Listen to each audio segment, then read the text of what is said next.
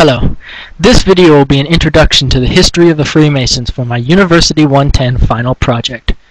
You know, now that I think about it, how long does this presentation have to be anyway?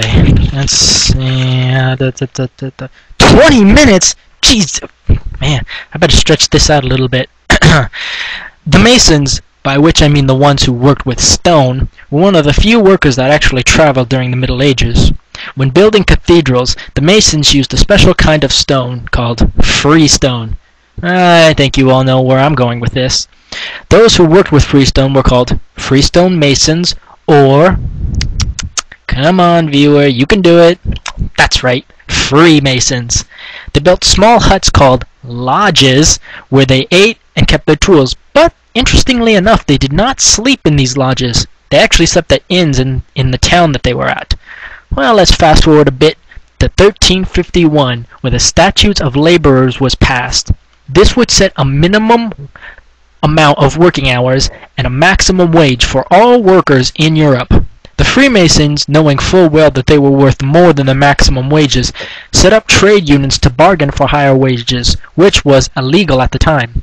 And since these unions were illegal, any meeting had to be made in secret.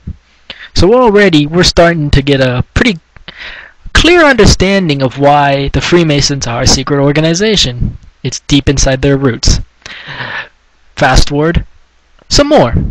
On June 24th, 1717, 4 London lodges came together to form the first Grand Lodge that would oversee all the lodges in all of Europe. Between 1717 and 1735, 126 lodges came under the authority of the Grand Lodge. Yay! Freemasons were often criticized for not having women as Freemasons. Well, by this time, the Freemasons consisted of more of an upper-class aristocracy and than actual working Masons. And the Freemasons responded for these reasons why they did not have women in their clubs. 1. Women had never been actual stonemasons. 2. They could be distractions from the serious work that took place. Moving on. To prevent suggestion of immoral conduct, and women tended to gossip and could not be trusted with Mason secrets. Well, don't get offended at me, but seriously, think about it. Moving on. Now, you can't be a cool organization without pissing off the Catholic Church. And the Freemasons did just that by minding their own business. On April 28, 1738, Pope Clement XII issued a papal bull against the Freemasons, saying, quote, "Why must they be so secret if they were doing good and not evil?" End quote. The Pope forbade Catholics to become Freemasons on pain of excommunication. Now time for some fun facts to lift us up. The rite of the Royal Arch was developed in 1750. An initiate of the Royal Arch would be told the name of God, Jabulion. Jah standing for Jehovah, Bul for Baal, and An for Osiris. Originally there were only 3 Masonic degrees: Apprentice Mason, Entered Mason, and Master Mason. Now there are 33. All Freemasons must believe in some kind of God, a great architect of the universe they call him. And at meetings, all meetings, a book of sacred laws must be open. In England it's usually the Bible, but it can actually be any book of any holy religion, the Quran, the Torah, etc., etc. Now, back to the history lesson. In 1751, a lodge in York declared that King Athelstan had established the Masons' laws in the 10th century, and that they were actually senior to the Grand Lodge in London and would not accept its authority. Many lodges left to join the Grand Lodge of York, including one of the original 4 that actually had formed the Grand Lodge of London. The York Lodge called themselves the Ancient Grand Lodge, and the other lodge, the Lodge of London, the Moderns. This division would last for 60 years between the Ancients and the Moderns. Now, time for Freemasonry in America! Yay! Lodges were set up in America in Boston and Philadelphia by 1730, though there may have actually been some lodges even before the forming of the Great Lodge of London. These lodges would spread quickly thanks to military lodges that actually moved around and encouraged civilians to start their own lodges wherever they were. Well, that was fun, but now back to Europe. Da-da-da-dum. And for anyone who might be asleep by now, oi! That's better. Augustus Frederick, George III's sixth son, was appointed Grand Master of the modern Grand Lodge. The ancient Grand Lodge appointed Edward Augustus as Grand Master. These two were finally able to reunite the lodges and create the United Grand Lodge, which was officially formed in 1813 with Augustus Frederick as its first Grand Master.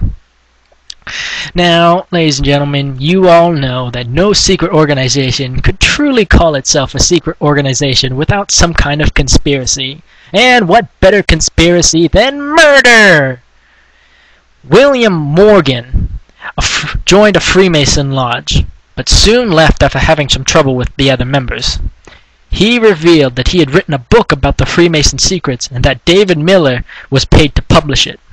Some Freemasons actually attempted to set fire to Miller's offices, but failed. Morgan would be arrested and charged by the Masons with owing a debt. Not specified. The Freemasons said they would release Morgan if he had turned over the manuscript, which he refused to do. They broke into Morgan's house, but could not find it.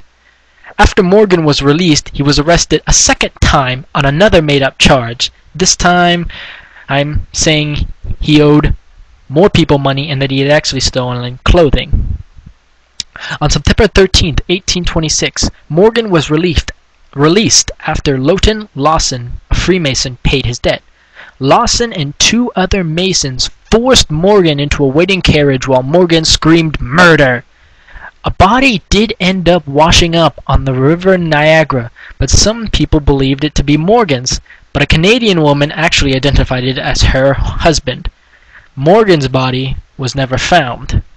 5 people, 4 of them Freemasons, were charged with kidnapping Morgan and were sentenced to various prison terms, with the longest being 2 years for the leader Lawson. The Morgan Affair, as it was called, sparked a large anti-Mason movement that intensified after the election of Andrew Jackson, a popular political figure and prominent Freemason, as president in 1828. In the 1832 election, an official anti-Mason party was running for president, using the Morgan murder as an attack on Jackson. After Jackson won re-election, the anti-Mason party soon disappeared, but the affair deeply hurt the Freemasons' reputation, and it took 30 years for them to recover. Well, that was depressing. Moving on back to America! Here are a few statistics that I was able to gain. Each state in the U.S. has its own Grand Lodge. There are 18 Grand Lodges in New York, 14 in Texas, 12 in California. Those are just the 3 states I decided to put down. The U.S. has about 246 Grand Lodges. By the 1930s, there were over 2 million Freemasons in the United States. By 1953, 17 presidents had been in Freemasons. By 1998, there were over 12,841 mainstream lodges with 2,066,216 members. Well, that's my history lesson for today. Wish this was a little longer. Never mind. That's my history lesson for today. Thank you, and have a nice day.